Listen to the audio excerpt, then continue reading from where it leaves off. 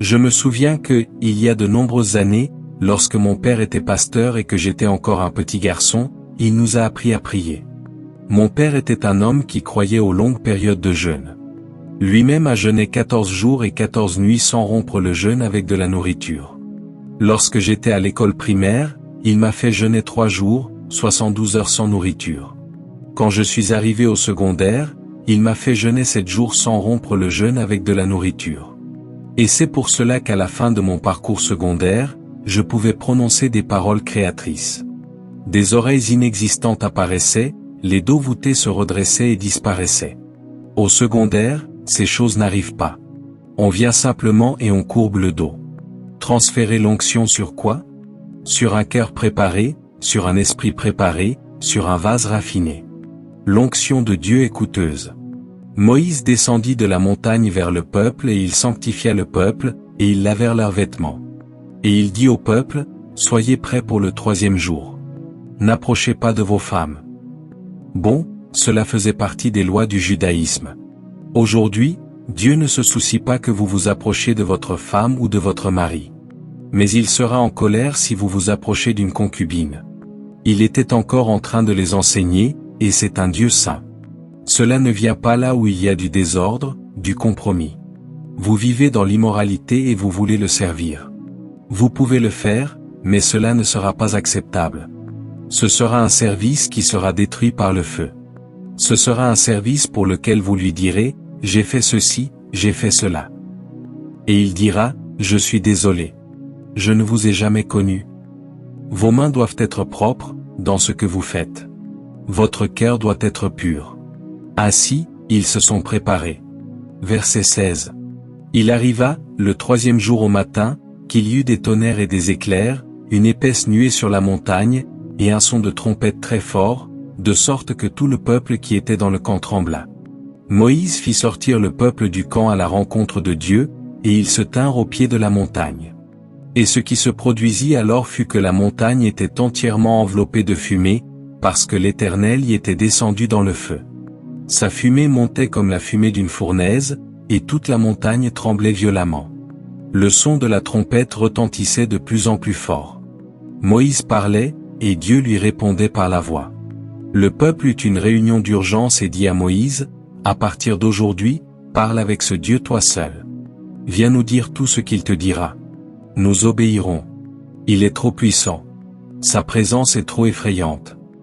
Les gens jouent avec le nom de Dieu parce qu'ils ne le connaissent pas. Et ceux qui vont là-bas, c'est parce qu'il n'a pas envoyé un ange avec un balai ou un bâton pour chasser le prêtre et le tourmenter, et ceux qui s'y rendent. Il y eut un temps où il m'a envoyé. Je ne suis pas un ange, je suis un être humain, et je suis allé partout.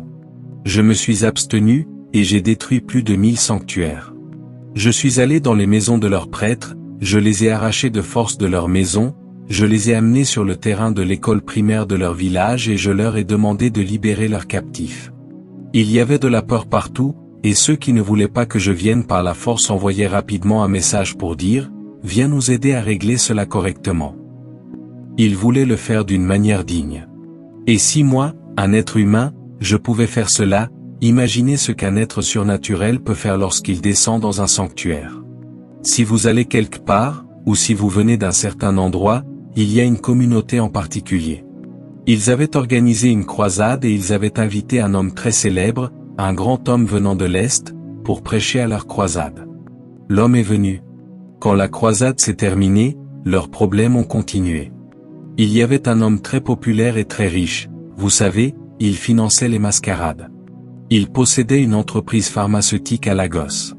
Il gagnait beaucoup d'argent et finançait ensuite ses pratiques idolâtres. Ils m'ont demandé de venir. J'ai dit au Seigneur, dois-je y aller? Il a dit oui. Je leur ai dit qu'à mon arrivée, je voulais parler aux jeunes le matin du lendemain avant la croisade, et que je voulais parler aux anciens l'après-midi avant la croisade. J'ai dit aux jeunes que leur problème était l'idolâtrie. S'ils renonçaient à ces choses, Dieu les aiderait. Beaucoup d'entre eux luttaient intérieurement. Ils voulaient la liberté. Ils ont dit, nous sommes avec toi. Les anciens sont venus. Je leur ai parlé. Ils ont dit, eh bien, si Dieu n'aime pas ces choses, qu'il les détruise lui-même. Nous n'utiliserons pas nos mains pour détruire ce que nos anciens et nos pères ont établi pour nous. J'ai dit, d'accord, je suis d'accord avec vous. J'ai dit, posez vos mains sur le sol ou sur vos bâtons de marche, et prions. Et ils l'ont fait. Et nous avons prié. À 3 heures du matin, toutes les maisons de leur puissance étaient en feu. Les démons et les divinités qui supervisaient ces lieux appelaient leur nom, criaient et se déplaçaient dans toute la ville, en disant, « Nous sommes partis, puisque vous dites que nous ne pouvons plus rester. » Le lendemain matin, ce qu'on appelle les dirigeants chrétiens se sont précipités là où je logeais. Ils m'ont demandé, « As-tu vu ce que nous avons vu ?» J'ai dit, « Non. » « As-tu entendu ce que nous avons entendu ?» J'ai dit, « Non. » Et ils m'ont raconté ce qui s'était passé. J'ai dit, « Le Seigneur m'a donné le sommeil. Je n'ai rien entendu. Je n'ai pas senti de fumée. » Ils ont dit, « Tous les sanctuaires sont détruits et personne ne les a touchés. » Cette même année, cet homme riche est revenu. Il a encore payé, pensant qu'il pourrait continuer ses mascarades. Ce fut la fin de ses mascarades et de sa méchanceté dans le pays. Voyez-vous, le Dieu que nous servons, lorsqu'il visite, personne n'a besoin de vous dire que Dieu vous a visité. Vous ne pouvez pas dire qu'il vous a visité sans que cela soit évident. Alors il a dit, « Je veux me présenter moi-même. » Et quand il l'a fait, le peuple a dit, « À partir d'aujourd'hui, Moïse, nous savons que tu es le prophète du Dieu Très-Haut. Toi et lui, parlez ensemble. Viens nous parler comme un être humain ordinaire afin que nous survivions. Nous ne voulons pas mourir. » Mais ce feu qui reposait sur le buisson, ce feu qui reposait sur la montagne, dans Actes chapitre 2, est venu se poser sur des êtres humains après que le sang de Jésus a été versé sur la croix du calvaire. Nous avons été rachetés par le sang, sanctifiés, restaurés à Dieu, et nous sommes devenus fils et filles du Dieu vivant, ce qui n'avait jamais existé auparavant. Alors Dieu n'a plus mis le feu sur un buisson. Il n'a plus mis le feu sur une montagne. Il a commencé à mettre le feu sur des êtres humains. La Bible dit, « Il y eut des langues de feu sur la tête de chacun. » Depuis ce temps-là jusqu'à aujourd'hui, des hommes et des femmes passionnés pour Dieu portent son feu. Et ceci est un autel de feu nouveau. Et ceci est une nuit de feu nouveau. Peut-être avez-vous été baptisé du Saint-Esprit. Peut-être avez-vous reçu le feu il y a quelque temps. Ce soir, je prie que le Seigneur augmente son intensité et rende votre feu de nouveau frais, car le feu signifie sa présence. S'il est présent dans votre vie, il doit y avoir du feu. S'il est présent dans votre maison, il doit y avoir du feu. S'il est présent dans votre ministère, il doit y avoir du feu. S'il est présent quelque part, il doit y avoir du feu. Daniel a dit qu'il est le roi qui demeure dans une fournaise éternelle. Il ne demeure pas dans les eaux. Le feu accomplit ses missions. Lorsqu'il a voulu prendre son prophète Élie, il est venu dans un char de feu. La Bible dit que lorsque Jésus reviendra, il sera accompagné de chars de feu pour rassembler ceux qui sont en feu. Et il nous a montré des symboles dans la Bible, les vierges sages et les vierges folles, celles qui avaient le feu et celles qui n'avaient pas le feu. Celles qui avaient le feu étaient les sages. Les folles, elles, n'avaient pas de feu au moment où elles en avaient besoin.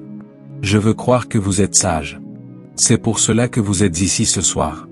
Et si votre feu s'est éteint, le Seigneur mettra de l'huile dans votre lampe et cela vous fera reprendre un feu nouveau, au nom puissant de Jésus-Christ. Oui. Dieu est connu dans Deutéronome 4 verset 24 comme un feu dévorant lorsqu'il décide d'affronter ses ennemis.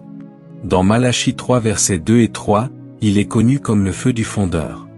Lorsqu'il veut purifier les siens pour son usage, il les purifie. Et il a une manière de nous revêtir.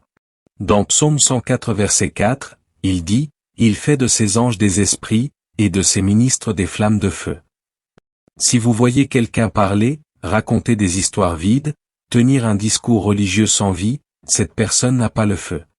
Elle ne fait que jouer à la religion, comme un enseignant de connaissances religieuses à l'école qui n'est pas né de nouveau. Ils font cela comme un emploi de fonction publique. Mais quand Dieu les saisit, il les transforme en flammes de feu. Et chaque personne ici ce soir est un candidat au feu nouveau. Il est capable, abondamment capable de délivrer. Si vous dormez, réveillez-vous pour être sauvé. Il est capable. Je veux cela pour ceux qui se confient en lui. Chantons-le encore une fois. Ô mon Dieu! Lorsque vous voyez des personnes qui portent le feu de Dieu, si ce sont des huissiers, ils servent avec le feu. Quand vous les rencontrez à l'entrée du lieu de réunion, quelque chose vous dit que vous êtes prêt pour quelque chose. À partir de là, vous commencez à avoir des rencontres spirituelles. Lorsqu'il y a un réveil, il y a des personnes chargées de recevoir à l'extérieur. Vous sortez de votre voiture et posez le pied sur le sol. La puissance de Dieu vous saisit.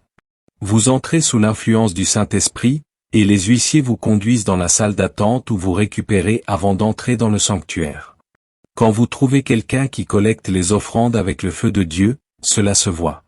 Quand vous voyez quelqu'un qui conduit la louange et qui chante avec le feu, cela se voit. Et lorsque vous voyez quelqu'un qui chante pour divertir, cela se voit aussi, son esprit est arrogant, c'est pour le spectacle. Une personne en feu, un adorateur prophétique, peut libérer ceux qui sont en pleurs, libérer la présence de Dieu. La fumée monte, le feu est dans le lieu de Dieu. Les cieux s'ouvrent, l'Élohim entre dans le lieu.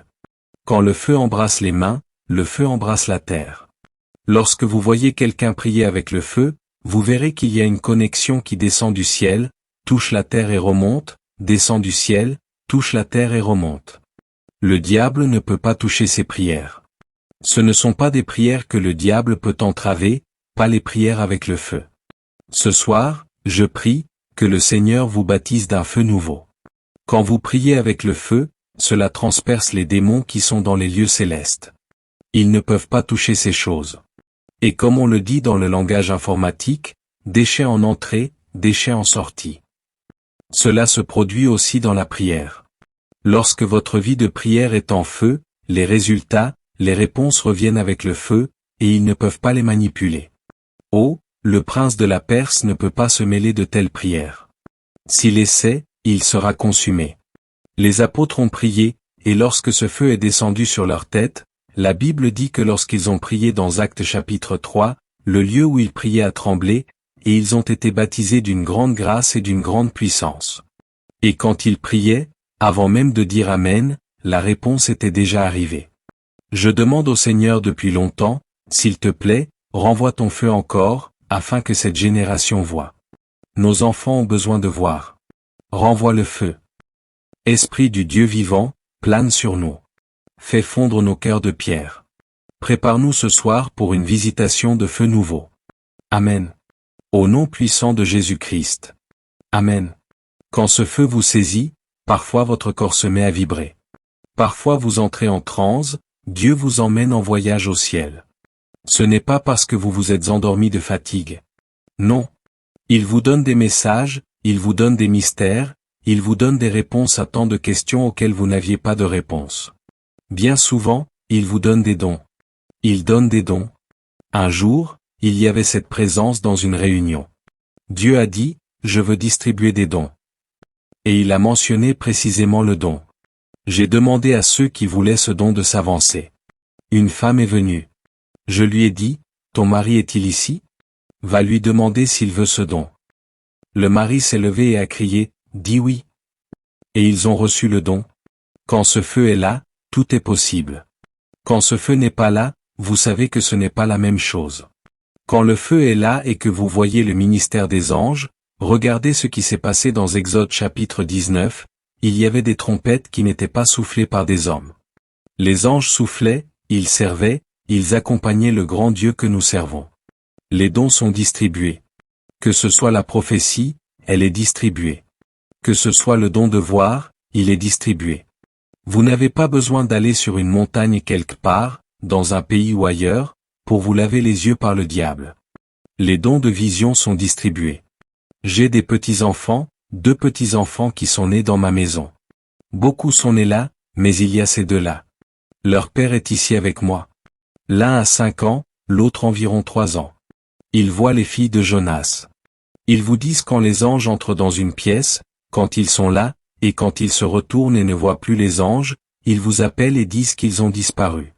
Vous voyez, ces enfants sont nés, et chaque mardi nous avons une veillée de nuit. Ils dorment sur l'autel, et à 5 ans ils voient ce que les adultes ne voient pas. Ce soir, tous ceux que Dieu a appelés à être des voyants, que vos yeux s'ouvrent maintenant au nom de Jésus-Christ. L'ennemi ne vous cachera plus rien, car peu importe comment il se déguise et marche, vous verrez. Vous verrez comme Élisée qui a dit, Géasi, viens ici. Que fais-tu semblant? Mon esprit n'était-il pas avec toi lorsque tu es allé courir après ces vêtements coûteux et cet argent que le serviteur a apporté? J'étais ici, mais mon esprit était avec toi. Voilà ce que signifie être un ministre. Vous voyez selon ce que votre Père voit, selon ce qu'il vous permet de voir. Certains marcheront dans la grâce de la guérison. Ce n'était pas seulement Pierre qui devait passer et dont l'ombre guérissait les malades. Il y a parmi nous des personnes qui sont passées quelque part et des gens ont été guéris. Il ne les a jamais touchés. Jamais.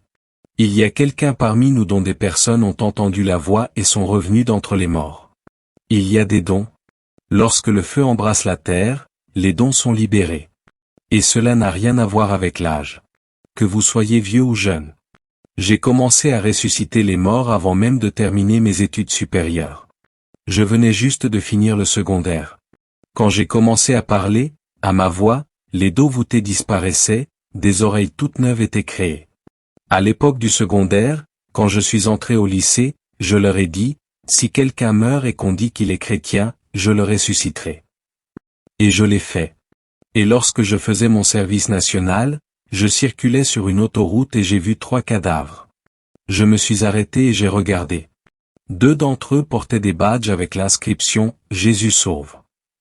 J'ai dit, mais Dieu, ils n'auraient pas dû mourir, parce que si leurs proches viennent et voient ce badge « Jésus sauve », ils poseront la question, où était leur Jésus quand ils sont morts?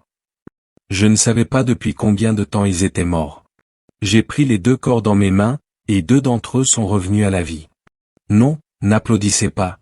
Je dis que lorsque le feu embrasse la terre, les dons sont libérés. Et j'étais jeune. Je n'avais aucun titre religieux. Je ne sais pas ce que vous attendez. Dieu vous a amené ici pour un feu nouveau. Dieu vous a amené ici pour vous rallumer, pour vous secouer par le réveil, par la réactivation, par le feu. Et lorsque le feu embrasse la terre, les dons sont libérés. Il y avait un homme, le fondateur de Christ pour toutes les nations, qui devait recevoir une bourse pour aller étudier. Il aurait pu mourir ce jour-là, et je ne serais jamais allé à l'école biblique. Une petite fille de l'école est allée vers lui et lui a dit, « Monsieur, le Seigneur veut que je vous dise que vous ne devez pas voyager aujourd'hui. » L'homme s'est offensé. Il a dit, « Le même Dieu m'a dit d'aller jusqu'aux extrémités du monde pour prêcher, et il est avec moi. Je ne crois pas à ton message. » La fille a dit, « Merci, monsieur. » Elle a couru dans sa chambre, s'est jetée par terre et a commencé à pleurer, « Père, ramène le vivant. » Je ne sais pas combien de temps cela a duré. L'homme s'est habillé, est allé à l'aéroport pour prendre un vol et se rendre quelque part. Pendant que la fille priait, Dieu a envoyé un ange pour retirer son billet de son porte-document et retirer aussi son portefeuille. Le dirigeant est arrivé à l'aéroport, a ouvert son porte-document pour sortir son billet. Il n'y avait pas de billet. Comment voyager sans billet? Il s'est dit, d'accord, je vais prendre mon portefeuille, parce qu'en Amérique, si vous avez votre carte bancaire, vous pouvez tout faire sans écrire de chèque. J'ai acheté ma première voiture neuve aux États-Unis sans avoir de chéquier, seulement avec une carte. J'ai donné mon ancienne voiture, ils l'ont évaluée, puis ils m'ont demandé de prendre une voiture neuve, et je suis sorti de l'usine avec une voiture toute neuve. Ainsi, il a cherché son portefeuille. Le portefeuille n'était pas là. Il ne pouvait même pas acheter un nouveau billet. Il a été frustré. Il est retourné au parking, est monté dans sa voiture et a commencé à rentrer chez lui, plein de frustration. Mais la radio de sa voiture était allumée. Avant même qu'il n'arrive chez lui, une annonce a été faite. L'avion qu'il devait prendre s'était écrasé. Et il était le seul détenteur d'un billet pour ce vol qui est survécu, parce qu'il n'était pas monté à bord. Il s'est rendu directement à la chambre, au collège biblique, de la jeune fille qui était venue le voir. Il lui a dit, « Je suis le responsable, je suis le président de Christ pour toutes les nations.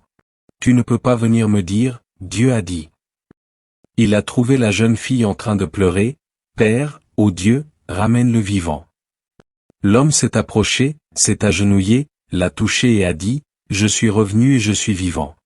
Merci de m'avoir sauvé. » Alors, où sont les jeunes filles qui entendent Dieu et qui ont un cœur d'or? L'homme aurait pu rentrer chez lui et dire, eh bien, il pense qu'il sait tout. Bonne chance à lui. Mais cette fille avait le cœur de Dieu, une fille avec le cœur de sa mère. Elle est retournée vers Dieu et a dit, ramène le vivant. Et elle a refusé de se relever du sol jusqu'à ce que Dieu le ramène vivant. C'est ainsi que nous vivons longtemps. Dieu a accordé une bourse à un Nigérian qui a touché de nombreuses vies à travers le monde. Une seule fille, que vous ne connaissez pas. Et qui sait combien de destinées ont été produites parce que cette fille pouvait voir, pouvait entendre Dieu et pouvait agir. Nous pouvons laisser certaines choses pour un autre jour. Mais pour ce soir, puis-je demander que nous nous levions tous pour recevoir un feu nouveau venant d'en haut? Luc 12 verset 49. Jésus dit, « Je suis venu jeter un feu sur la terre, et combien je voudrais qu'il soit déjà allumé. » Cette chose-là est le battement de cœur de Jésus. Il n'est pas venu fonder une religion. Luc l'a consigné, c'est écrit dans les Écritures, Luc 12 verset 49, « Je suis venu jeter un feu sur la terre. » Ce feu n'est pas pour les arbres comme à l'époque de Moïse, ni pour les montagnes. Le sien est pour les êtres humains, comme dans Actes 2 verset 2. Et je veux lui dire, chaque jour de ma vie, ne me laisse jamais être sans ton feu. Ne me laisse pas être sans ton feu. Je me souviens, il y a de nombreuses années, lorsque mon père était pasteur et que j'étais un petit garçon, il nous a appris à prier. Mon père était un homme qui croyait profondément aux longues périodes de jeûne. Lui-même a jeûné 40 jours et 14 nuits sans rompre le jeûne avec de la nourriture. Quand j'étais à l'école primaire, il m'a fait jeûner 3 jours, 72 heures sans nourriture. Quand j'étais au secondaire, il m'a fait jeûner 7 jours sans rompre le jeûne avec de la nourriture. Et c'est pour cela qu'à la fin de mon parcours secondaire, je pouvais prononcer des paroles créatrices. Des oreilles inexistantes apparaissaient, des dos voûtés se redressaient et disparaissaient. Au secondaire, ces choses n'arrivent pas. On vient simplement et on courbe le dos. Transférer l'onction sur quoi? Sur un cœur préparé, sur un esprit préparé, sur un vase raffiné. L'onction de Dieu est coûteuse. Mon père croyait tellement en Dieu et il m'a enseigné à faire de même.